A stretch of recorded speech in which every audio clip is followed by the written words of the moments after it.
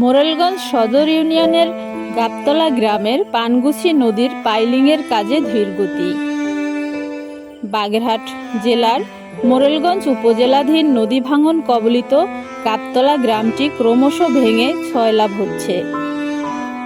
মানুষের চলাচলে বেহাল অবস্থা।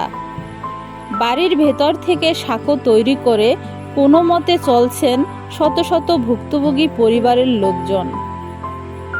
বৃদ্ধ, অসুস্থ, গর্ভবতী মায়েদের চলাচল এবং ছোট ছোট বাচ্চাদের স্কুলে যাওয়া আসার পথ ঝুঁকিপূর্ণ হয়ে পড়েছে।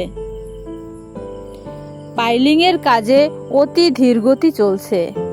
এ ব্যাপারে জনৈক ঠিকাদার প্রতিনিধির সাথে আলাপ করলে তিনি বলেন, বালুর রেট কম, FM মার্কিং বেশি, যা অনেক দূর থেকে পরিবহন করে আনতে হবে, যে কারণে বরাদ্দের তুলনায় খরচ বেশি হবে। তাই বালুর সংকটের কারণে কাজটি বর্তমানে গতিহারা অবস্থায় আছে। এ ব্যাপারে এলাকার জনসাধারণের সাথে কথা বললে তারা পাইলিংয়ের কাজ দ্রুত করার জন্য বাগেরহাট 4 আসনের MP HM বদিউজ্জামান সোহাগ মহোদয়ের জরুরি হস্তক্ষেপ কামনা করেন। শেফালী আক্তার রাখি, মোরেলগঞ্জ প্রতিনিধি।